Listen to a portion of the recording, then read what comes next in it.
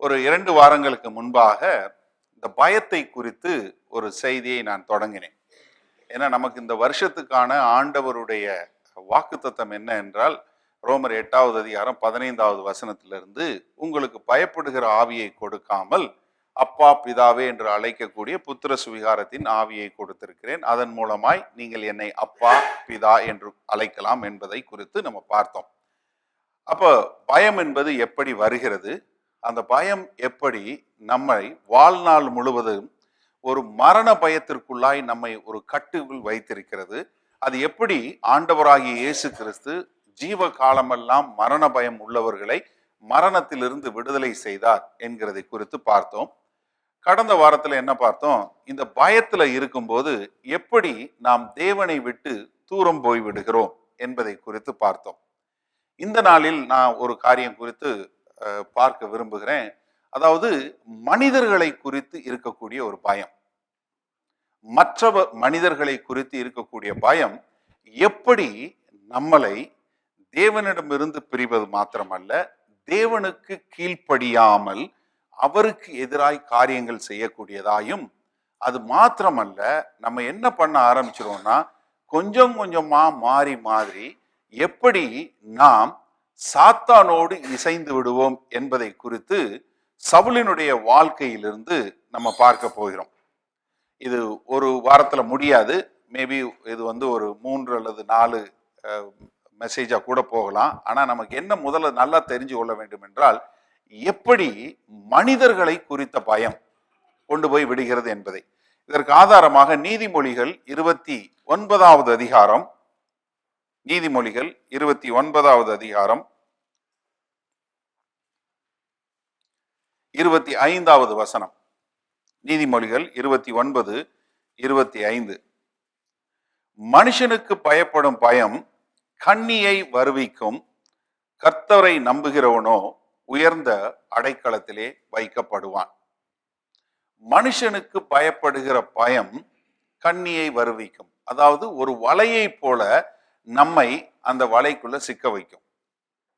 நீங்க பாத்தீங்கன்னா அந்த மீன் பிடிக்கும் போது தூண்டில் போட்டாலோ இல்லை வலை போட்டாலோ, வலையில முதல்ல லேசா மாற்ற மீன் தப்பிக்க பார்க்கிறேன்னு சொல்லி முயற்சி பண்ணி எக்கச்சக்கமா மாட்டிக்கிடும்.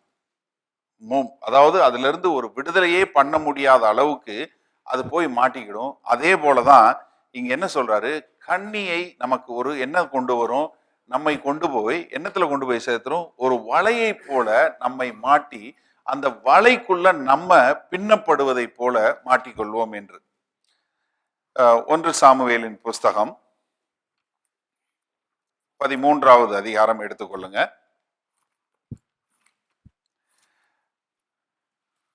அதாவது உங்களுக்கு இந்த சவுல் ராஜாவினுடைய கதையை கொஞ்சம் உங்களுக்கு தெரிஞ்சிருக்கும்னு நான் நினைக்கிறேன். இருந்தாலும் நான் உங்களுக்கு ஒரு முன் உதாரணமா சில காரியங்களை சொல்லி விட்டுட்டு நான் இந்த வசனத்துக்குள்ள போறேன்.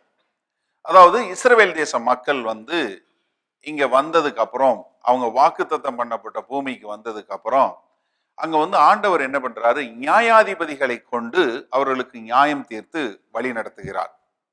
கடைசியாக இருக்கக்கூடிய நியாயாதிபதி மாத்திரமல்ல, ஒரு தீர்க்கதரிசியாகவும் இருந்து அவங்களுக்கு காரியம் செய்கிறவர் சாமுவேல். இப்ப இஸ்ரவேல் தேச மக்கள் எல்லாம் என்ன பாக்குறாங்க, எல்லா ஜாதிகளுக்கும் அரசன் இருக்கிறான், நமக்கு மட்டும் அரசன் இல்லை. அப்ப ஆண்டவர்கிட்ட போய், ஆண்டவரே எங்களுக்கும் ஒரு அரசன் வேணும் அப்படின்னு கேட்கிறாங்க. அப்படி சொன்னதுக்கு அப்புறம் ஆண்டவர் சாமுவேல் மூலம் சொல்றாரு, நீங்க அரசனை கேட்டீங்கன்னா அரசன் உங்கள்கிட்ட இருக்க நல்லதெல்லாம் எடுத்துக்கிடுவான், உங்களுக்கு வரி போட்டு உங்கள்கிட்ட காசெல்லாம் எடுத்துக்கிடுவான், பார்த்து யோசிச்சு சொல்லுங்க. இல்லை எங்களுக்கு அரசன் வேணும்னு சொன்னதும் ஆண்டவர் ஜனங்கள் ஒன்னையே நிராகரிக்கல, என்னைய நிராகரிச்சுட்டாங்க. அதனால நான் என்ன பண்ண போறேன், சவுலை ஆசீர்வதிச்சு அவனை அவன் மூலமா இஸ்ரவேல் தேச மக்களை வழி நடத்த போகிறேன். சவுல் என்ன பண்றாரு, அப்பாவோட கழுதை காணாம போயிடுச்சுன்னு தன்னுடைய வேலைக்காரனோட கழுதையை தேடி பிரயாணம் பண்ணி போறாரு. கழுதை காணாம என்று போகும்போது சாமுவேல் தீர்க்கதரிசியிடம் போன உடனே சாமுவேல் தீர்க்கதரிசி சொல்றார், நாளைக்கு நீ வா அப்படின்னு சொல்லி அவரை அபிஷேகம் பண்ணி, நீ இஸ்ரவேல் தேச மக்களை ஆளக்கூடிய ஒரு அரசனாக இருந்து நீ வழி நடத்துவ, உனக்கு பரிசுத்த ஆவியானவர் உன்மேல் வருவார், தேவனுடைய ஆவியானவர் உன்மேல் வருவார், உனக்கு வேறு ஒரு இருதயம் கொடுக்கப்படும். நீங்க 1 சாமுவேல் புஸ்தகம் 9வது அதிகாரம் 10வது அதிகாரத்தில் இதை பார்த்தீங்கன்னா இதை குறித்து தெளிவா இருக்கு. 10வது அதிகாரம் 9வது வசனத்தில் அவனுக்கு வேறு ஒரு இருதயம் கொடுக்கப்பட்டது. அவன் என்ன தீர்க்கதரிசிகளின் மத்தியில போகும்போது அவனும் தீர்க்க தரிசனம் உரைப்பான் என்று சொல்லி அவனை தீர்க்க தரிசனம் உரைச்சி அவனை ஆசீர்வதிச்சு அவனை இஸ்ரவேல் தேசத்தின் ராஜாவாக அபிஷேகம் பண்ணி ஆண்டவர் சாமுவேல் மூலம் செய்கிறார். அதுல ஒரு வசனம் மட்டும் பார்ப்போம். 1 சாமுவேல் புஸ்தகம் 12வது அதிகாரம் 23வது வசனம். 1 சாமுவேல் 12:23. நானும் உங்களுக்காக விண்ணப்பம் செய்யாதிருப்பேனாகில் கர்த்தருக்கு விரோதமாய் பாவம் செய்கிறவனாய் இருப்பேன். அது எனக்கு தூரமாய் இருப்பதாக. நன்மையும் செவ்வையுமான வழியை நான் உங்களுக்கு போதிப்பேன். நீங்கள் எப்படியும் கர்த்தருக்கு பயந்து, யாருக்கு பயப்பட சொல்றாரு? நீங்கள் கர்த்தருக்கு பயந்து உங்கள் முழு இருதயத்தோடும் உண்மையாய் அவரை சேவிக்க கடவீர்கள். அவர் உங்களிடத்தில் எவ்வளவு மகிமையான காரியங்களை செய்தார் என்பதை சிந்தித்து பாருங்கள். என்ன சொல்றாரு? நீங்க கர்த்தருக்கு பயந்து வாழ வேண்டும் என்று. எப்படி கர்த்தருக்கு பயந்து வாழ வேண்டும் என்று அவனை அபிஷேகித்து ஆண்டவர் அனுப்பி வைக்கிறார். ஆனா இவங்க என்ன பண்றாரு? அரசனான உடனே முதலாவது என்ன வருது? பிலிஸ்தியனோட படை வருகிறது. பிலிஸ்தியனை எதிர்த்து இவர்கள் போராட வேண்டும். பெலிஸ்தியரை குறித்து எதிர்த்து போராடணும்னு சொன்ன உடனே சவுல் என்ன சொல்றாரு? சாமுவேல் என்ன சொல்றாரு? நீ எனக்காக ஒரு வாரம் காத்திரு, நீ அங்க இரு, நான் வருகிறேன் அப்படின்னு சொல்லிடுறாரு. சொன்ன மாத்திரத்துல ஒரு வாரம் கழிச்சு இவர் என்ன செய்யல, அங்க சேரல. அவர் வருவதற்கு காலதாமதம் ஆகி விடுகிறது. நீங்க 1 சாமுவேல் புஸ்தகம் 13வது அதிகாரம் 10வது வசனம் பாருங்க.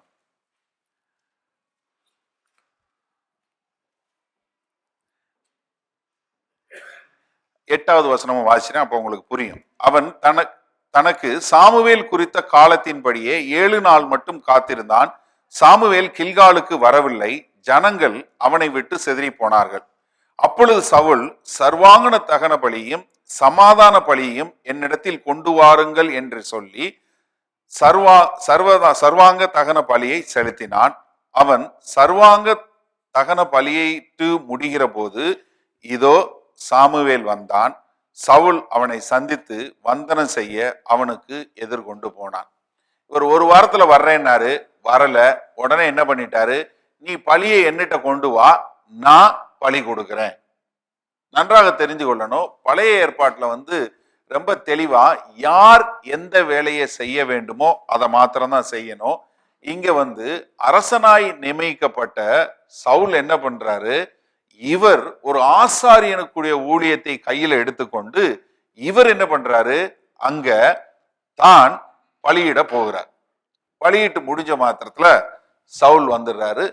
சாமுவேல் வந்த உடனே சாமுவேலை எதிர்த்து வணக்கம் சொல்லி சொன்ன உடனே சாமுவேல் என்ன சொல்றாரு பாருங்க, 13வது வசனம். சாமுவேல் சவுலை பார்த்து, புத்தியினமாய் செய்தீர். உம்முடைய தேவனாகிய கர்த்தர் உமக்கு விதித்த கட்டளையை கை கொள்ளாமற் போனீர். மற்றபடி கர்த்தர் இஸ்ரவேலின் மேல் உம்முடைய ராஜ்யபாரத்தை என்றென்றைக்கும் ஸ்திரப்படுத்துவாராக. அதாவது என்னன்னா, இந்த பிள்ளைங்களை வேணா அவங்களுடைய இதுக்கு போக சொல்லிடலாமே, அங்க சண்டே ஸ்கூலுக்கு அனுப்பிச்சு விட்ட சொல்லிடலாம். அந்த அவங்களையும் அந்த பிள்ளையும் அங்க இங்கிலீஷ் சர்வீஸ் போக சொல்லிடலாம். Okay, right.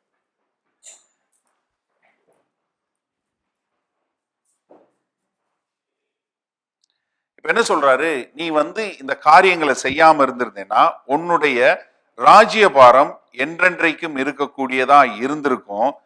நீ ஏன் இந்த காரியத்தை செய்த அப்படின்னு சொல்லும் போது சவுல் இந்த காரியத்தை ஏன் செய்தேன் என்பதை 12வது வசனத்துல சொல்றாரு பாருங்க. சவுல் ஏன் இந்த காரியத்தை செய்தாரு? கில்காலில் பெலிஸ்தர் எனக்கு விரோதமாய் வந்து விடுவார்கள் என்றும் நான் இன்னும் கர்த்தருடைய சமூகத்தை நோக்கி விண்ணப்பவில்லை என்றும் எண்ணி துணிந்து சர்வாங்க தகன பலியை செலுத்தினேன் என்றான். I was compelled to do because of the Philistines. அதுதான் ஆங்கில வேதாகமத்தில் என்ன ஆயிடுச்சு? நான் பார்க்கிறேன், இந்த பக்கம் பெலிஸ்தனோட படம் இருக்கு, எனக்கு என்ன செய்தி வந்தது, அவங்க கில்காலுக்கு வரப்போறாங்கன்னு செய்தி வந்துருச்சு, நீயும் வரல, மக்கள்லாம் வந்து சொன்னாங்க, எனக்கு பயமாயிருச்சு, அதனால நான் இந்த பழியை செலுத்திட்டேன். இப்போ சவுல் முதலாவது இந்த காரியத்தை செஞ்ச உடனே சாமுவேல் என்ன சொல்றாரு, நீ இந்த கீழ்ப்படியாம போனதுனால என்றென்றைக்கும் உன் மூலமா அரசாள வேண்டிய ஆண்டவர் இப்ப வந்து அதை செய்ய மாட்டாரு, உனக்கு பதிலா வேறொரு ஆளை தேடுவாரு அப்படின்னு. ஆனா அதுக்கப்புறமும் என்ன நடக்குது, 15வது அதிகாரத்துக்கு வாங்க.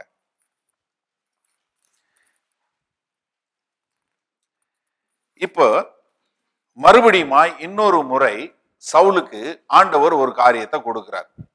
என்ன, இந்த முறை என்ன சொல்றாரு, அமலேக்கியனுடைய அரசனாகிய ஏகாக் என்று சொல்லக்கூடிய அந்த அரசனையும் அங்கு உள்ள அனைவரையும் நீ ஒன்றுமில்லாமல் செய்ய வேண்டும். 3வது வசனம் பாருங்க.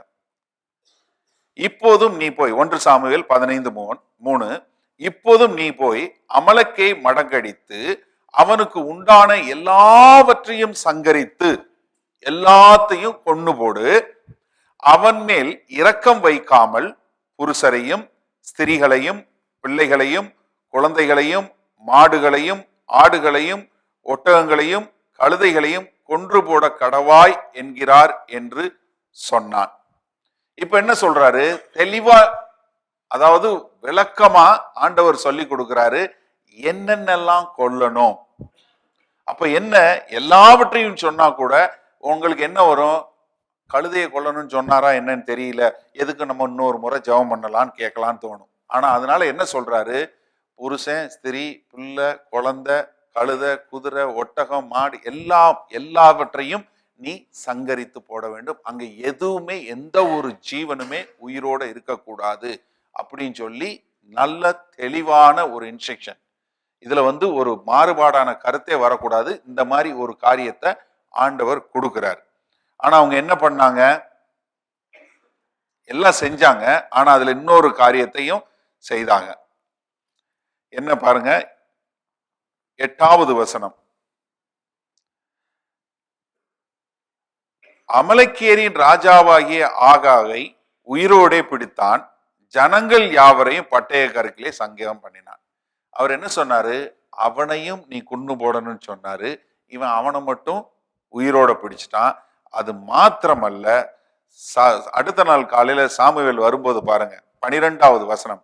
மறுநாள் அதிகாலமே சாமுவேல் சவுலை சந்திக்க போனான். அப்பொழுது சவுல் கார்மேலுக்கு வந்து தனக்கு ஒரு ஜெயஸ்தம்பம் நாட்டி பின்பு பல இடங்களில் சென்று கில்காலுக்கு போனான் என்று சாமுவேலுக்கு அறிவிக்கப்பட்டது. சாமுவேல் சவுலிடத்தில் போனான். சவுல் அவனை நோக்கி, நீர் கர்த்தரால் ஆசீர்வதிக்கப்பட்டவர், கர்த்தருடைய வார்த்தையை நிறைவேற்றினேன் என்றான். என்ன சொல்றான், அவர் சொன்னாரு, அது பிரகாரம் செய்துட்டேன்னு சொல்றான். அதற்கு சாமுவேல், அப்படியானால் என் காதுகளில் விடுகிற ஆடுகளின் சத்தமும் எனக்கு கேட்கிற மாடுகளின் சத்தமும் என்ன என்றான். என்ன, ஆண்டவர் சொன்ன வார்த்தை எல்லாவற்றுக்கும் நான் கீழ்ப்படிந்துட்டேன்னா, அப்ப சாமுவேல் சொல்றாரு, எல்லாம் கீழ்ப்படிஞ்சிட்டேங்கிற, பிற எப்படி எனக்கு ஆடு சத்தமும் மாட்டு சத்தமும் கேக்குது? ஏன்னா எல்லாத்தையும் கொண்டு போடலாம் ஆண்டவர் சொன்னாரு, பிற எப்படி ஆட்டு சத்தமும் மாட்டு சத்தமும் என்னுடைய காதுக்கு எப்படி கேக்குது? அதற்கு சவுல், அமலேக்கியரிடத்திலிருந்து அவைகளை கொண்டு வந்தார்கள். ஜனங்கள் ஆடு மாடுகளில் நலமானவைகளும் உம்முடைய தேவனாகிய கர்த்தருக்கு பலியிடும்படி தப்ப வைத்தார்கள், மற்றவர்களை முழுதும் அழித்து போட்டோம் என்றார்கள். என்ன செஞ்சாங்க, நம்ம மக்கள்லாம் வந்து ஒரு நல்ல ஐடியா கொடுத்தாங்க. எப்படி, ஜனங்கள்லாம் என்கிட்ட வந்து ஒரு ஐடியா கொடுத்தாங்க. என்ன சொன்னாங்க, இந்த வீணா போனதெல்லாம் கொண்டு போட்டுருவோம், இதுல நல்லதா இருக்கிறத மட்டும் எடுத்து கொண்டு வந்து கர்த்தருக்கு நம்ம காணிக்கையா கொடுத்துருவோம். எப்படி, நல்ல ஆடு மாடை கொண்டு வந்து ஆண்டவருக்கு கொடுத்துருவோம். இது நல்ல ஐடியாவா? ஒரு அரசனாக இருந்து வழி நடத்த வேண்டியவன், ஆண்டவருடைய வார்த்தைக்கு கீழ்ப்படுகிறேன் என்று சொன்னவன் முதல் முறை கீழ்ப்படியவில்லை, மறுபடியும் ஆண்டவர் இன்னொரு தருணத்தை கொடுக்கிறாரு. இப்ப என்ன செய்யறான், அதுல வந்து நம்மளுடைய அவர் கொடுக்கப்பட்ட காரியங்களை மறுபடியும் எடுத்துக்கொண்டு செய்யக்கூடியது. நான் இது நிறைய முறைகள் பார்த்துருக்கிறேன், சில சமயம் கூட சொல்லியிருப்பேன். நான் இந்தோனேஷியாவில் இருந்திருக்கிறேன். அதனால வந்து அங்க வந்து பாத்தீங்கன்னா என்ன ஒரு இன்ஸ்ட்ரக்ஷன் சொல்றீங்களோ அதை மாத்திரம் தான் செய்வாங்க, வேற ஒரு காரியத்தை செய்ய மாட்டாங்க. ஏன்னா அவங்க சர்வாதிகாரத்தின் கீழே இருந்ததுனால அவங்கள வந்து நீங்க கூட்டுங்கன்னா அப்படி கூட்டுவாங்க, சேரை நகட்டி வச்சு கூட்ட மாட்டாங்க. என்ன சொல்றீங்களோ அதை மாத்திரம் தான் செய்வாங்க, வேற ஒன்றும் செய்ய மாட்டாங்க. ஆனா நம்ம ஆளுங்க எப்படின்னா சொன்னதையும் செய்ய மாட்டான், சொல்லாததையும் இன்னும் அதிகமா செய்வான். ஏன்னா அதே இந்தோனேஷியாவில் நான் வந்து மாச கடைசியில் வந்து இந்த எல்சி எல்லாம் கொடுத்து உடனே டிஸ்கவுண்ட் ஒன்று பேங்க்குக்கு. அப்போ என் கூட இருந்த இன்னொரு கொலீக் ஒருத்தர்கிட்ட கொடுத்து, அவர் நான் வெளியே போகும்போது அவர் சொன்னார், எங்கே போகிறீங்கன்னா இந்த மாதிரி ஃபைனான்ஸ் பண்ணிட்டு தான் போகிறேன், இந்த எல்சியை கொடுத்து உடனே டிஸ்கவுண்ட் பண்ண அனுப்பணும்னு. அப்போ என்னுடைய அசிஸ்டன்ட் வந்து கொடுத்து அவங்ககிட்ட கொடுத்ததும் அவன் வாங்கிட்டு போயிட்டான். சாயந்தரம் 6 மணிக்கு ஃபோன் பண்ணுறாங்க ஃபைனான்ஸ் பண்ணி, இன்னும் எல்சி வரல ஏன்னு. நான் சொன்னேன், இல்லையே காலையிலே 11:30 மணிக்கு வந்துச்சு, என் அசிஸ்டண்ட்டை கொடுத்து விட்டுட்டேனே. அவனை கூப்பிட்டு கேட்டா எங்கன்னா, இல்லை நான் போகிற வழியில் இன்னொருத்தரை பார்த்தேன், நம்ம வைத்தியநாதன் பார்த்தேன், வைத்தியநாதன் கையில் கொடுத்தேன், அவர் அங்கே தான் போகிறேன்னார். எப்படி? இவர் அவ்வளவு தூரம் நடக்க தேவையில்லைன்னு என்ன பண்ணாரு, இன்னொரு ஆள்கிட்ட கொடுத்தாரு. அவன் என்ன பண்ணா, வாங்கிட்டு டாய்லெட்டுக்கு போனவன் டாய்லெட்ல மேல வச்சுட்டு அவன் வேலையை பார்க்க போயிட்டான். நாங்க அன்னைக்கு முழுவதும் இரவு முழுவதும் வைத்தியநாதனை பிடிக்கவே முடியல. அடுத்த நாள் காலையில வைத்தியநாதனை பிடிக்கும் போதுதான் டாய்லெட்ல அந்த எல்சி இருக்கு. ஏன்னா நம்ம ஆளுங்க எப்படின்னா, நம்ம விசேஷமா தமிழருங்க எப்படின்னா, ஒரு வேலையை கொடுத்தா அந்த வேலையில நம்ம இம்ப்ரூவ் பண்ண பார்ப்போம். எப்படி?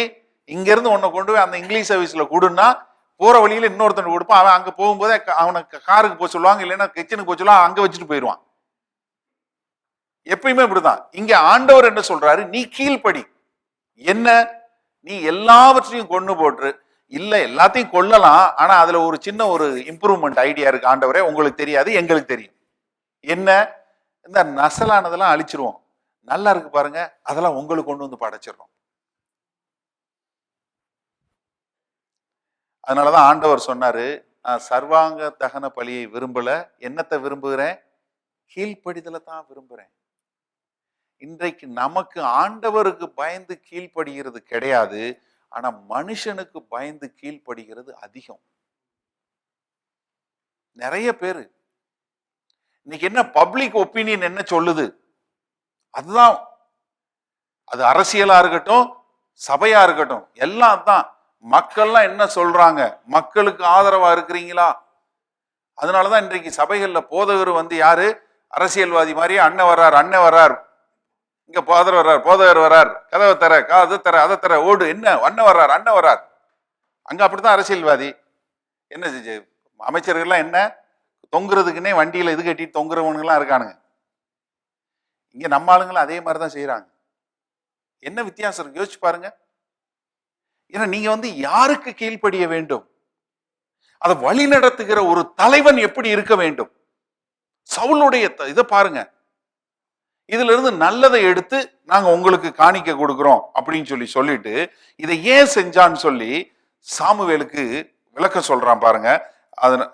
அதே அதிகாரம் 1 சாமுவேல் 15:24. சாமுவேலை நோக்கி, நான் கர்த்தருடைய கட்டளையும் உம்முடைய வார்த்தைகளையும் மீறினதினால் பாவம் செய்தேன். நான் ஜனங்களுக்கு பயந்து அவர்கள் சொல்லை கேட்டேன். யாருக்கு பயந்தான்? ஜனங்களுக்கு பயந்து அவர்களுடைய சொல்லை கேட்டான். என் அருமை சகோதரனே, சகோதரியே, ஒரு அரசன் தன்னுடைய மக்களுக்கு வழி நடத்த வேண்டிய ஒரு அரசன் இப்ப யாருக்கு பயப்படுகிறான்? தன்னுடைய ஜனங்களுக்கு, தான் வழி நடத்த வேண்டிய ஜனங்களுக்கு பயந்து அவர்கள் சொல்லை கேட்கிறான். ஆண்டவருக்கு பயந்து ஜனங்களை வழி நடத்துவதை விட்டுவிட்டு. அதனாலதான் 1 சாமுவேல் 12வது அதிகாரத்துல கடைசியா அவர் ஆசீர்வதித்த ஆசீர்வாத ஜெபத்தை நான் உங்களுக்கு வாசிச்சு காமிச்சேன். என்ன சொன்னாரு? நீ கர்த்தருக்கு பயந்து ஜனங்களை வழி நடத்து, உன்னுடைய முழு இருதயத்தோடு நீ ஆண்டவரை பின்பற்றி வழி நடத்துன்னு சொன்னா, இவன் என்ன பண்றான்? ஜனங்களுக்கு பயந்து அவர்களுக்கு பின்னாக வழி செல்லுகிறான். இன்றைக்கு நிறைய குடும்பங்கள்லயும் இதான் பிரச்சனை. கணவன் மனைவிக்குள்ள கருத்து வேறுபாடு வந்துச்சுன்னா இது எதுக்கு பிரச்சனை, இவ எப்ப பாரு நொய் நொயின்னு சொல்லுவா, அதனால பேசாம நீ என்ன வேணாலும் செய்யன்னு மனைவிகளை செய்ய விடக்கூடிய ஒரு காரியத்தை பார்க்கிறோம். சபைகள்ல அதே மாதிரி என்ன, ஏதாவது வந்துச்சுன்னா லீடர் கணக்கு கேட்பாரு, இல்ல அவர் இது பண்ணுவாரு, இதை பண்ணுவாரு, அதனால எதுக்கு நீங்க எல்லாம் சேர்ந்து என்ன சொல்றீங்களோ அதை நான் செய்யறேன். ஜனங்களை வழிநடத்த வேண்டிய ஒரு தலைவன் இப்ப என்ன பண்றாரு, ஜனங்கள்லாம் சேர்ந்து ஒரு பாப்புலாரிட்டி ஓட்டு போடுற மாதிரி போட்ட உடனே சரி ரைட் ஓகே இவர் நல்ல போதகர் இவருன்னு சொல்லணும், அதனால வந்தா நம்மளை பார்த்தா பிரைஸ் லாட் சொல்லணும், நமக்கு நல்ல சாப்பாடு கொடுக்கணும், நமக்கு இது பண்ணணும், இது எதுக்கு பிரச்சனை, இது அப்படி செய்யுமா, ஓகே ரைட். அப்ப என்ன, கொஞ்சம் காம்ப்ரமைஸ் பண்ணுவோம். என்ன இங்க இருந்து சொல்லும் போது பரவாயில்ல அது ஓகே, அது பழைய ஏற்பாட்டுல சொல்லுது, இல்ல பைபிள்ல சொல்லும் போது சொல்லுது, அது 2000 வருஷத்துக்கு முன்னாடி ஏறிடுச்சு, இப்ப காலம் மாறிடுச்சு இல்ல. இப்ப எப்படி எடுத்ததும் ஒரு பொண்ணை பார்த்து கல்யாணம் பண்ண முடியும், அவன் வாழ்ந்து பார்த்தா தானே. ஏன்னா காலம் மாறிடுச்சு, அன்னைக்கு தெரியாதுல்ல, அப்பா பவுலுக்கு தெரியாது, அப்ப ஆண்டவருக்கு தெரியாது பாருங்க. 2000 வருஷத்துக்கு அப்புறம் 2 பேர் சேர்ந்து வாழ்ந்து பார்த்தாதான் கல்யாணம் கட்ட முடியும்னு. என்ன ஒரு மடத்தனம் பாருங்க, இன்னைக்கு எவ்வளவு காம்ப்ரமைஸ். என்ன ஹோமோசெக்சுவல், ஆமா அவங்க பிறந்ததே அப்படி பிறந்தாங்க, எங்க யோசிச்சு பாருங்க. இன்றைக்கு சபைகள்ல தலைவர்களா இருக்கிறவர்களே ஓரின சேர்க்கையில உள்ளவங்களா இருக்கிறாங்க. பிறகு எப்படி அவங்க வந்து சொல்ல முடியும்? ரொம்ப தெளிவா வேத வசனத்துல இருக்கு, 1 கொரிந்தியர்ல இருக்கு, கலாத்தியர்ல இருக்கு, என்ன தெளிவா எழுதியிருக்கு, இப்படிப்பட்டவர்கள் பரலோக ராஜ்யத்துல பிரவேசிக்க முடியாதுன்னு. இன்னைக்கு அதே ஆளுங்க நின்று பிரசங்கம் பண்ணா எப்படி பிரசங்கம் பண்ணுவாங்க? நன்றாக சிந்திச்சு பாருங்க. எப்ப ஆண்டவருக்கு தெரியாதா 2000 வருஷத்துக்கு அப்புறம் இப்படி ஆக போகுதுன்னு? தெரியும். நாம அதனாலதான் ரொம்ப ஜாக்கிரதையா இருக்கணும். நீங்கள் யாருக்கு பயப்படுகிறீர்கள்? தேவனுக்கு பயந்து வாழ்க்கை நடத்துறீங்களா இல்ல மனுஷனுக்கு பயந்து நடத்துறீங்களா? இன்றைக்கு மக்கள் நிறைய பேர் என்னன்னா மனுஷனுக்கு பயந்து வாழுகிறார்கள். தலைவர்களும் அப்படித்தான், மக்களும் இன்னொருத்தரை பார்த்து பயம். அவங்க ஏதாவது சொல்லிடுவாங்களோ, இவங்க ஏதாவது சொல்லிடுவாங்களோ, அவங்கள குறிச்சு பயம், இவங்கள குறிச்சு பயம். ஒண்ணு சரீர பிரகாரமா அவன் ஆள் பெரிய ஆளு அதனால அடிச்சிருவான்னு பயம், இல்ல வேற ஏதாவது ஒரு வகையில அவரு எங்க வீட்டுக்காரருக்கு பயங்கரமா கோவம் வரும் அதனால நான் பயப்படுவேன், இல்ல என் மனைவிக்கு எப்ப பாரு கோவம் வரும் அதனால பயப்படுவேன், இல்ல எங்க அப்பா அம்மாக்கு எப்ப பாரு கோவம் வரும் அதனால நான் பயப்படுவேன், இல்ல இப்படி ஏதாவது உங்க அதிகாரிகளுக்கு பயம், இல்ல உங்க கூட வேலை பார்க்கறவங்களுக்கு பயம், அவங்களுக்கு பயம், எத்தனையோ பயம். இன்றைக்கு ஜனங்கள் எல்லாரும் ஏதாவது ஒரு பயத்தின் பிடியில இருக்கிறாங்க. ஏன்னா நீங்க கர்த்தருக்கு பயந்து இருந்தீங்கன்னா நீங்க கர்த்தருக்கு கீழ்ப்படிவதை பார்ப்பீர்கள். இவங்க எல்லாம் என்ன பண்றாங்க? மனுஷனுக்கு பயந்து மனுஷனுக்கு செய்யக்கூடிய காரியங்களா பண்றாங்க. அதுக்கப்புறம் என்ன தெரியுமா செய்யறான்?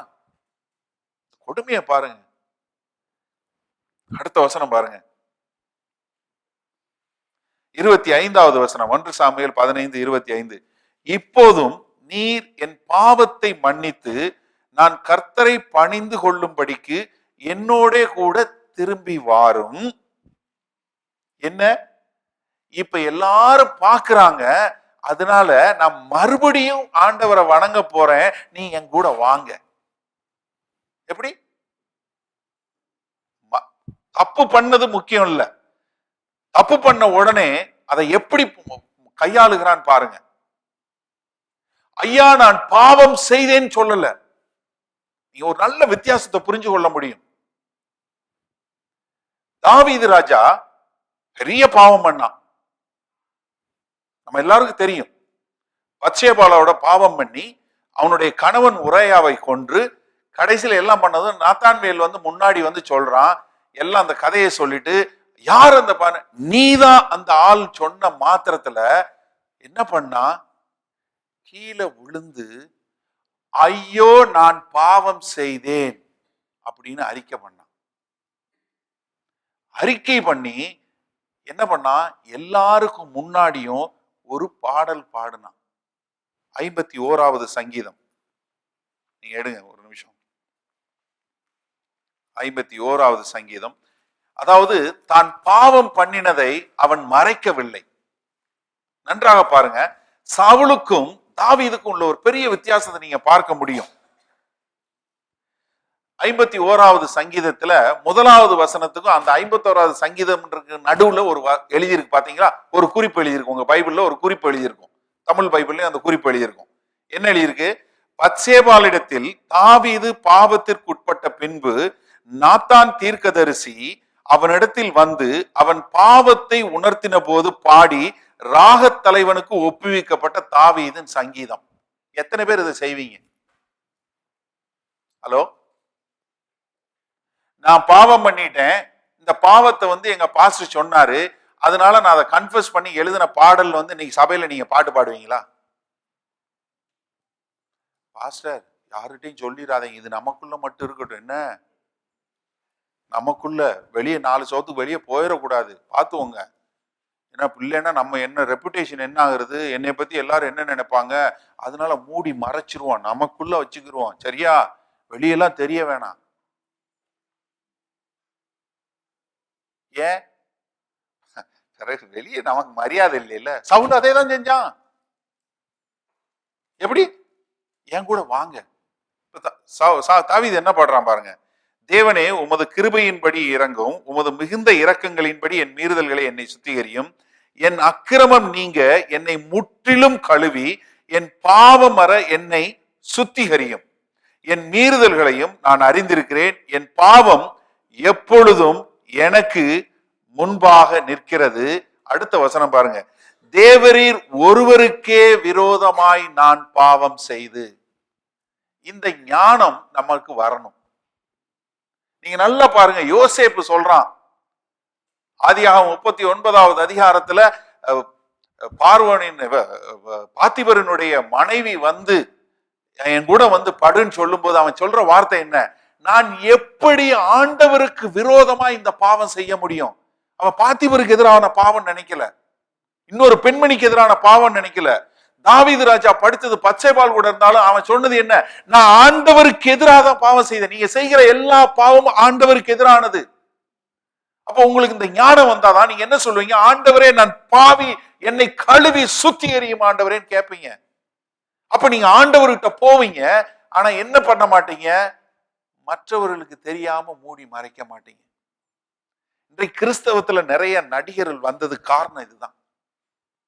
அடுத்தவங்களுக்கு தெரியக்கூடாது, என்ன ஆனாலும் சரி, அடுத்தவனுக்கு மாத்திரம் தெரிஞ்சிடக்கூடாது, நான் எவ்வளவு மோசமானவங்க தெரியக்கூடாது. நன்றாக சிந்திச்சு பாருங்க. பேதுரு ஆண்டவரை 3 தடவை மறுதலித்தான். ஒரு தடவை மறுதலிக்கும் போது என்ன? ஒரு வேலைக்கார பெண்ணிட்ட யாருமே இல்லாத போது மறுதலிச்சான். சரியா? நீங்க இதை மத்தேயில பார்க்க முடியும், மார்க்ல பார்க்க முடியும், லூக்கால பார்க்க முடியும், யோவான்ல பார்க்க முடியும். எப்படிங்க எல்லாருக்கும் தெரியும்? ஒரு நிமிஷம் சிந்திங்க. அவன் வந்து ஒரு வேலைக்கார பெண்மணி கூட மறுதலிக்கும் போது கூட யாருமே கிடையாது, ஆனா எல்லாரும் எழுத முடிஞ்சதுன்னா காரணம் என்ன? எல்லார்கிட்டையும் போய் சொன்னான், நான் என்ன செஞ்சேன் தெரியுமா? இந்த மாதிரி ஒரு வேலைக்கார பெண்ணு கூட முன்னாடி கூட நிக்க முடியாத ஒரு கேவலமான மனுஷனா நான் மாறினேன் வந்து பேதுரு போய் சொன்னதுனாலதான் எல்லாருக்கும் அது தெரியும். ஆனா நம்ம என்ன பண்ணுவோம்?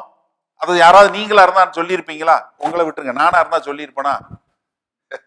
நான் யாரு? தலைமை இருக்கிறதுலே 12 பேர்ல நான் தான் பெரிய ஆளு, நான் தப்பு பண்ணேன்னு எப்படி சொன்னா பிறகு ஜனங்கள் எப்படி பார்ப்பாங்க? இன்னைக்கு தான் பிரச்சனை கிறிஸ்தவத்துல. இன்னைக்கு தான் பிரச்சனை என்ன? எல்லாத்தையும் மூடி மறைங்க. என்ன வசனம் சொல்லுது? எவன் பாவத்தை அறிக்கை செய்து விட்டு விடுகிறானோ அவன், இதெல்லாம் வசனம் தெரியும், ஆனா செய்ய மட்டும் மாட்டோம். சர்ச்சுக்கு வரும்போது காரை விட்டு இறங்குற வரைக்கும் சண்டை போட்டு வருவோம், திரும்ப போய் கார்ல ஏறினதும் மறுபடியும் விட்ட இடத்துல இருந்து தொடங்குவோம். ஆனா சபைக்குள்ள வந்தா மட்டும் நடிப்போம். எந்த கிறிஸ்துவ பின்பற்றீங்க? எந்த வேத வசனம் வாசிக்கிறீங்க? எந்த ஆண்டவரை ஏமாத்துறோம் நினைச்சு உங்களை நீங்களே ஏமாத்தி கொண்டு இருக்கிறீங்க? சொல்றான், நான் ஆண்டவரை உமக்கு ஒருவருக்கு எதிராகவே விரோதம் செய்து பாவம் செய்தேன். கடைசி வசனம் பாருங்க, 11வது வசனம் பாருங்க. உமது சமூகத்தை விட்டு என்னை தள்ளாமலும் உமது பரிசுத்த ஆவியை என்னிடத்திலிருந்து எடுத்துக் கொள்ளாமலும் இரும். 10வது வசனம். தேவனே சுத்த இருதயத்தை என்னில் சிருஷ்டியிரும், நிலைவரமான ஆவியை என் உள்ளத்தில் புதுப்பியும். இதுதான் ஒரு நல்ல மனுஷனுக்குள்ள ஒரு காரியம். ஆண்டவருக்கு பயந்து வாழுகிறவன் என்ன சொல்றான்? நான் பாவம் சொன்ன மாத்திரத்துல நான் பாவம் செய்தேன். நீங்க 2 சாமுவேல் 15வது அதிகாரத்துல எடுத்து போய் இதை வாசிச்சு பாருங்க. நாத்தான் சொன்ன உடனே, தீர்க்கதரிசி வந்து சொன்ன மாத்திரத்துல I have sinned, நான் பாவம் பண்ணினேன். நான் அரசேங்கிறது 2வது, நான் ஆண்டவரோட பிள்ளைங்கிறது வேற. எதெல்லாம் அதை பத்தி எல்லாம் நான் கவலைப்படல. என்னுடைய ரெப்புடேஷனை பத்தி கவலைப்படல. என்னுடைய காரியங்களை குறித்து கவலைப்படல. நான் பாவம் பண்ணினேன். எல்லாரும் முன்னாடி அறிக்கை செஞ்சு பாட்டு பாடி ராகத் தலைவனுக்கு கொடுத்து பாட்டு பாட சொன்னான். எப்படி? இவர் நல்லவரு வல்லவரு புடுங்குவாருன்னு சொல்லல. அடுத்தவங்களோட பூரா இன்னைக்கு பூரா என்ன என்ன இந்த ஊழியக்காரர் வந்தார், கரிசனையோடு ஜெபித்தார், ஆண்டவர் எனக்கு சுகம் கொடுத்தார், ஊழியக்காரனுக்காய் நன்றி சொல்லுகிறேன். புண்ணாக்கு. ஆண்டவர் தான் ஆசீர்வதிக்கிறார், ஆண்டவர் தான் குணப்படுத்துறார். ஏன்னா இன்றைக்கு தவறான காரியங்கள். நன்றாக புரிஞ்சு கொள்ளுங்க. நீங்க ஆண்டவரை பின்பற்றணும். ஆண்டவர் ஒருவருக்குத்தான் பயந்து வாழ வேண்டும். நீங்க யாரா இருந்தாலும் சரி, நன்றாக தெரிஞ்சு கொள்ளுங்க. ஏன்னா வேத வசனத்துல 2 பேர் தான் சொன்னாங்க, என்னை பின்பற்றி வான்னு. யார் சொன்னா? ஆண்டவராய் இயேசு கிறிஸ்து சொன்னார், அப்போஸ்தலனாகிய பவுல் சொன்னார். அப்படிப்பட்ட ஆள் இருந்தா நீங்க அவங்கள பின்பற்றுங்க. இல்லைன்னா ஆண்டவர் ஒருத்தரை தான் பின்பற்றணும். என்னில் காணக்கூடிய கிறிஸ்துவை நீ பின்பற்றுன்னு சொல்லக்கூடிய அளவுக்கு நம்ம எல்லாரும் எழும்பி வரணும். அதுதான் ஆண்டவரோட விருப்பம். அதுதான் அப்போஸ்தலனாகிய பவுல் சொன்னாரு. அப்படித்தான் நம்ம எல்லாரும் வாழ வேண்டும். இங்க என்ன சொல்றான்? நீ என் கூட வா, வந்து நீ மறுபடியும் என்ன செய்ய? இந்த காரியங்களை செய். 29வது 1 சாமுவேல் திருப்பிங்க, 15வது அதிகாரம் 29வது வசனம் பாருங்க.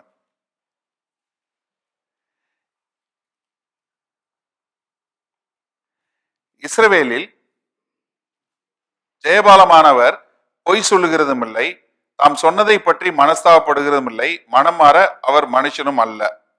அதற்கு அவன், நான் பாவம் செய்தேன், இப்போது என் ஜனத்தின் மூப்பர்களுக்கு முன்பாகவும் இஸ்ரவேலருக்கு முன்பாகவும் நீர் என்னை கணம் பண்ணி.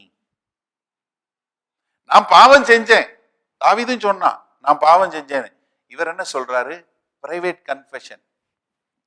சவுலு, பாவம் செஞ்சுட்டேன் சாமுவேலு, பாவம் செஞ்சுட்டேன். ஆனா ஒரு காரியம் நமக்குள்ள வச்சுக்கோங்க, முன்னாடி மூப்பர்கள் இருக்காங்க, சபை மக்கள்லாம் இருக்கிறாங்க, அவங்க முன்னாடி நீங்க என்னை கணம் பண்ணுங்க.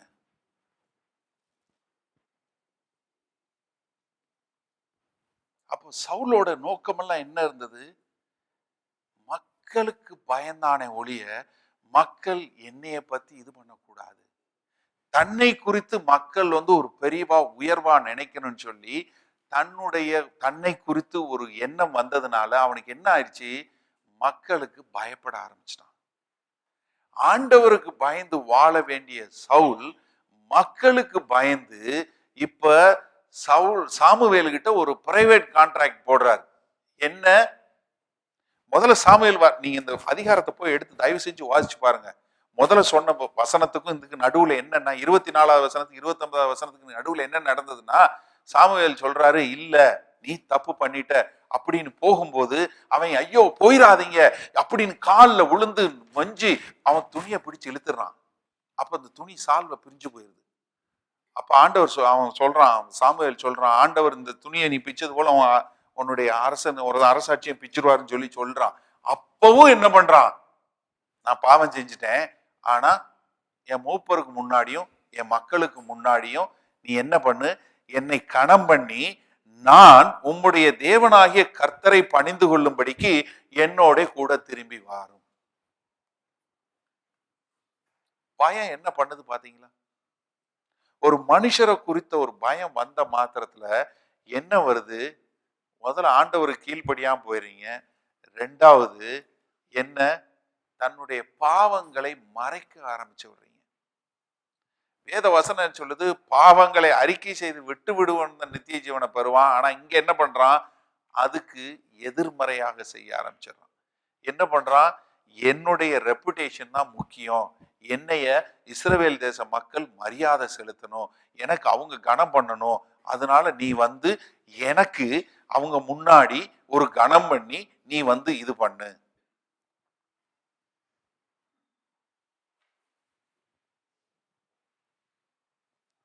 முதலாவது, நம்ம செய்யக்கூடிய பாவம் எல்லாம் தேவனுக்கு எதிரான பாவம்.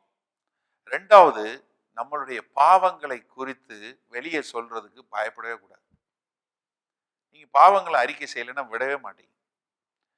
நான் கோபத்துல இருக்கிறேன், ஆண்டவரே எனக்கு ஒரு விடுதலை வேண்டும், ஆண்டவரே நான் இந்த மாதிரி ஒரு தீய பழக்கத்துல இருக்கேன், எனக்கு விடுதலை வேண்டும், நீங்க சொல்லாத வரைக்கும் உங்களுக்கு விடுதலை வராது. ஏன்னா யாருக்கும் தெரியாது, யாருக்கும் தெரியாதுங்கிறது இது ஆரம்பம். இந்த வலையினுடைய கண்ணியினுடைய இரண்டாவது முடிச்சதான் நம்ம பார்க்கிறோம். நீங்க பார்த்தீங்கன்னா நீ தொடர்ந்து போகக்கூடிய காரியங்கள்லாம் பார்த்தீங்கன்னா கடைசியில எங்க போய் இவனை உட்கார வைக்கிறதுனா அஞ்சனக்காரன் கூட போய் உட்கார்றான். கடைசியில எங்க கொண்டு போய் விட்டு தெரியுமா?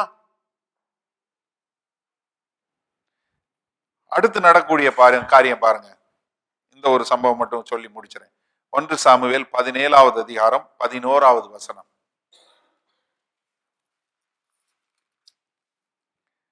1 சாமுவேல் 17:11. இப்ப இது உங்களுக்கு எல்லாருக்கும் நீங்க சின்ன பிள்ளையா சபைக்கு வந்த நாள்ல இருந்து தெரிஞ்ச கதை, தாவீதும் கோலியாத்து கதையும். சரியா? அதனால இது உங்களுக்கு எல்லாருக்குமே தெரியும். கோலியாத் என்ன பண்றான்? தினசரி வந்து நின்று இஸ்ரவேல் தேச மக்களை பார்த்து, டேய் யாராவது ஒருத்தன் தைரியம் உள்ளவன் தான் ஒண்டி கொண்டி வாடான்னு கூப்பிடுறான். எப்படி? எவனா இருந்தாலும் சரி ஒண்டி கொண்டி வா, பாத்துக்கிடுவோம் அப்படின்னு சொல்லி தினசரி வந்து இந்த மக்களை வந்து ரொம்ப என்ன பண்றான்? ரொம்ப அசிங்கமா கேவலமா திட்டுகிறான். ஆனா இவங்க யாரும் வந்து அதை வந்து சட்டையும் பண்ணல, போகவும் இல்லை, எதுவுமே பண்ணல. ஒரு வசனம் வந்து இங்க இந்த வசனம் வாசிக்கிறதுக்கு முன்னாடி 17:11 வாசிக்கிறதுக்கு முன்னாடி நீங்க வந்து பாருங்க. 1 சாமுவேல் 10வது அதிகாரம் 23வது வசனம். யாராவது ஒருத்தங்க வாசிங்க. 1 சாமுவேல் 10:23.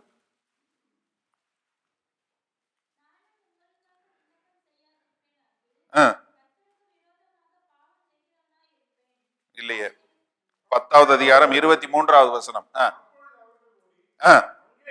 அங்கே இருந்து அவனை அழைத்து கொண்டு வந்தார்கள். அவன் ஜனங்கள் நடுவிலே வந்து நின்ற போது எல்லா ஜனங்களும் அவனுடைய தோளுக்கு கீழா இருக்கத்தக்கதாய் உயர்வுள்ளவனாய் இருந்தான்.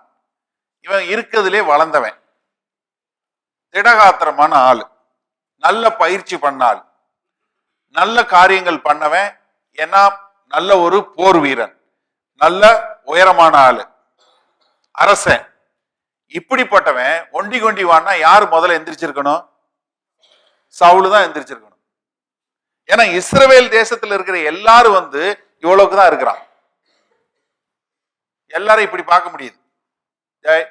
அப்படி பார்க்கக்கூடிய அளவுக்கு உயரமான ஆளு, நல்ல திடகாத்திரமான ஆளு, நல்ல வந்து பயிற்சி பெற்ற ஆளு, அரசனா இருக்கிறவன், எல்லாம் போருக்கு போகக்கூடிய எல்லா ஆயுதங்களும் வச்சிருக்கிறான், மக்களுக்கு முன்னாடி இருக்கிறான், ஏற்கனவே ஒரு பெரிய வெற்றியும் பண்ணி கொண்டு வந்து வந்திருக்கான், ஆண்டவர் அவங்க கூட இருக்கிறாரு.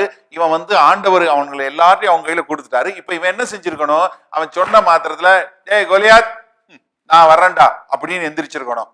ஆனா என்ன செஞ்சான்? இப்ப 17வது அதிகாரம் 11வது வசனம் வாசிங்க. 1 சாமுவேல் 17:11.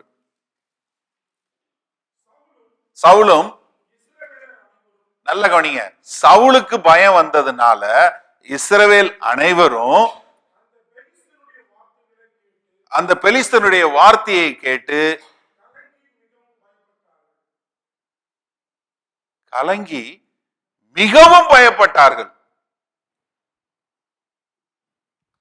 முதல் பயம் அங்க வந்துச்சு, அடுத்த பயம் ரெண்டாவது வந்துச்சு, இப்ப மூணாவது பயம் என்ன வந்துருச்சு? மொத்த தேசத்துக்கும் இந்த பயம் வந்துருச்சு. இப்ப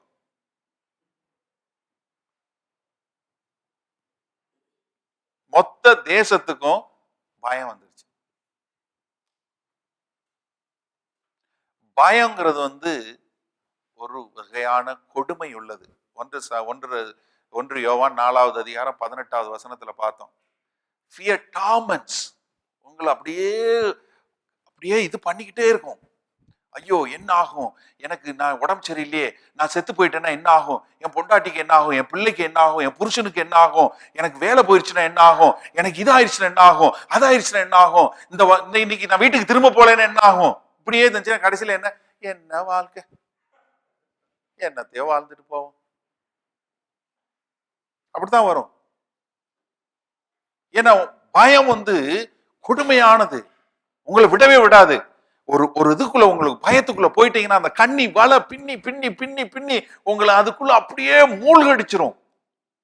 இப்ப ஒரு தனி மனிதன் வந்து ஒரு மொத்த தேசத்தையும் 40 நாட்களாக நின்று சொல்லிக்கிட்டே இருக்கிறான்.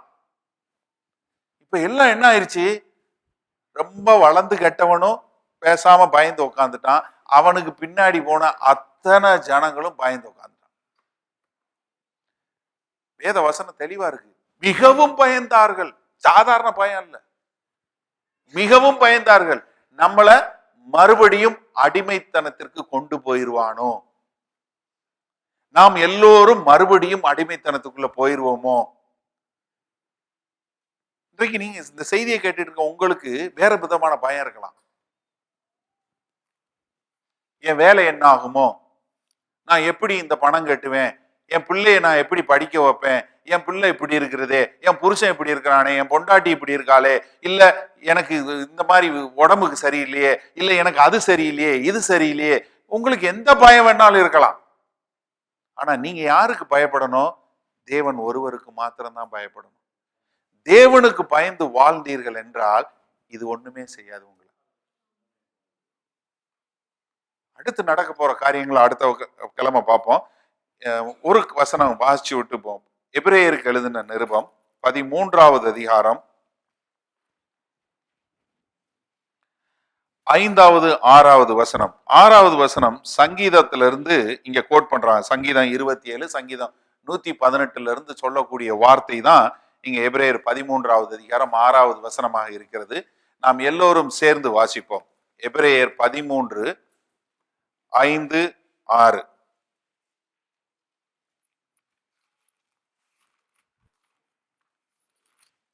பக்கம் 311 தமிழ் வேத வசன புஸ்தகத்துல எபிரேயர் 13, 5, 6 வாசிக்கலாமா? நீங்கள் பண ஆசை இல்லாதவர்களாய் நடந்து உங்களுக்கு இருக்கிறவைகள் போதும் என்று எண்ணுங்கள். நான் உன்னை விட்டு விலகுவதும் இல்லை, உன்னை கைவிடுவதும் இல்லை என்று அவர் சொல்லி இருக்கிறாரே. அதனால் நாம் தைரியம் கொண்டு கர்த்தர் எனக்கு சகாயர், நான் பயப்படேன், மனுஷன் எனக்கு என்ன செய்வான் என்று சொல்லலாமே. அல்லேலூயா. ஒருத்தராலே உங்களை ஒன்றும் செய்ய முடியாது. நன்றாக தெரிஞ்சுக்கொள்ளு, எந்த மனுஷனாலையும் உங்களை ஒண்ணுமே செய்ய முடியாது. அது யாராக இருந்தாலும் சரி, எந்த கொம்பனா இருந்தாலும் சரி. ஏன்னா சிலர் வந்து அவன் சபிச்சுட்டான், இவன் இதை பண்ணிட்டான், என்ன நிறைய காரியங்கள் சொல்றாங்க. பாஸ்டர் தகடு வச்சுட்டாங்க, எடுத்து கூரை போடு. என்ன இது வச்சுட்டாங்க, மை வச்சுட்டாங்க, அவனுக்கு தானே செலவு. ஏதோ சூனியம் பண்ணிட்டாங்க, ஒன்றும் புண்ணாக்கம் பண்ண முடியாது. நல்லா தயவு செய்து நன்றாக கிறிஸ்தவங்க புரிஞ்சு கொள்ளணும். உங்களை எவனாலையும் சபிக்கவே முடியாது. கர்த்தரால் ஆசீர்வதிக்கப்பட்ட ஜனங்கள் நீங்க. உங்களை எந்த சாபமும் மேற்கொள்ளாது. எல்லா சாபத்திற்கும் நீங்களாகி மீட்டுக் கொள்ளப்பட்டீர்கள்.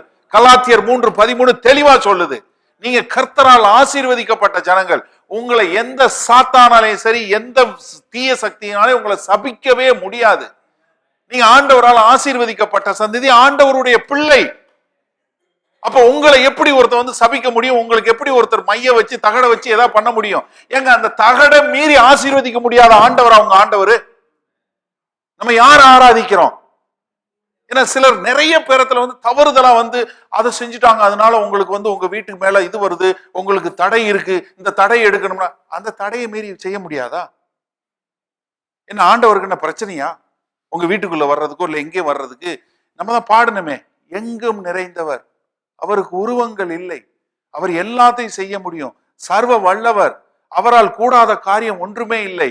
அப்ப நீங்க அவருக்கு பயந்து அவருடைய கரங்களுக்கு கீழாக வாழும் போது நீங்கள் எப்படிப்பட்ட மக்களா வாழ்வீங்க? மனுஷனால எனக்கு ஒண்ணு செய்யவே முடியாது. எந்த மனுஷனாலையும் ஒண்ணு செய்ய முடியாது. மனுஷனை குறித்த பயம் உங்ககிட்ட இருக்கவே கூடாது. ஏன்னா அது கண்ணியை போல, ஒரு வலையை போல சிக்கி சிக்கி சிக்கி உங்களை வந்து சின்னா பின்னமாக்கி விடும். சவுலுடைய வாழ்க்கை ஒன்றுமில்லாமல் போய் கடைசியில் சவுல் தற்கொலை செய்து கொண்டான். நன்றாக தெரிஞ்சு கொள்ளுங்க. ஒரு அரசனாக நியமிக்கப்பட்டு ஆண்டவரால் ஆசீர்வதிக்கப்பட்டு ஆவியானவர் வந்து வேறு ஒரு இருதயம் கொடுக்கப்பட்டு அவன் மேல் ஆவியானவர் வந்து அவன் தீர்க்க தரிசனம் சொல்லி ஆண்டவருடைய பிள்ளையாய் ஆண்டவருடைய ஜனங்களை வழிநடத்தக்கூடிய சவுல் கடைசியில் எல்லாவற்றையும் இழந்து இந்த கோலியாத் கதைக்கு அப்புறம் 30 வருஷம் வாழ்ந்தான். 30 வருஷமும் அவன் பாடுகளோட தான் வாழ்ந்தான். இன்றைக்கு ரட்சிக்கப்பட்ட ஜனங்களாகிய நீங்க பயத்துல வாழவே கூடாது. நான் முதல்ல சொல்லி கொடுத்தேன் 2 வாரத்துக்கு முன்னாடி, மரண பயம் நம்மளை விட்டு அறவே போகணும். மரணத்தை குறித்து நம்ம பயப்படவே கூடாது. 2வது, நம்மளுக்கு யாரை குறித்தும் பயம் இல்லை, தேவன் ஒருவரை தவிர. மனுஷனை குறிச்சு சுத்தமா பயமே இருக்கக்கூடாது. யார் என்ன நினைச்சாலும் அதை பத்தி கவலையே படாதீங்க. உங்களுக்கும் ஆண்டவருக்கும் நீங்க சரியா இருக்கிறீங்களா? நீங்க நினைக்கிறீங்களா என்னை பத்தி எல்லாரும் நல்லா சொல்லுவாங்கன்னு? கவலைப்படுறது இல்லையே. நான் யாருகிட்டையும் போய் நான் நல்லவன்னு சொல்ல வேண்டிய அவசியம் இல்லை. நான் யோசேப்பினுடைய கதையிலிருந்து தெரிஞ்சுக்கொண்ட, அவனுடைய காரியத்திலிருந்து தெரிஞ்சுக்கொண்ட காரியம் இதுதான். யோசேப்பு தன்னை குறித்து எங்கேயாவது போய் நின்று சொன்னானா, நான் நல்லவன், நான் பாத்திபர் ஒய்ஃப் கூட போகல சொன்னானா? யார்கிட்டயா போய் சொன்னானா? சிறைச்சாலையில சொன்னானா? அரசன்ட்ட போய் சொன்னானா? தன் சகோதரர்கிட்ட சொன்னானா? யாருகிட்டையும் சொல்லல. எங்கேயாவது உட்கார்ந்து அழுதானா, ஆண்டவரே நான் ஒண்ணுமே செய்யல, என்ன கொண்டு வந்து சிறையில போட்டாங்க, ஆண்டவரே ஒரே கண்ணீரும் கப்பலையுமா இருக்கு? இல்லையே, அழுகவே இல்லையே. எங்கேயாவது டிப்ரெஸ்டா இருந்தானா? யோசிச்சு பாருங்க.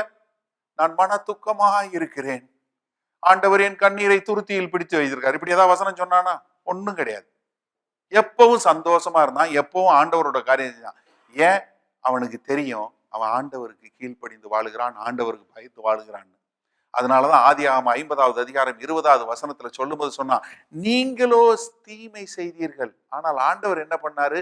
அதை நன்மைக்கு ஏதுவாக மாற்றினார். அதனால மனுஷன் செய்யற தீமை உங்களுக்கு நன்மையாக முடியும். அதனாலதான் நமக்கு மனுஷனை குறிச்சு பயமே கிடையாது, யாரை குறிச்சும் பயம் கிடையாது, தேவன் ஒருவரை தவிர.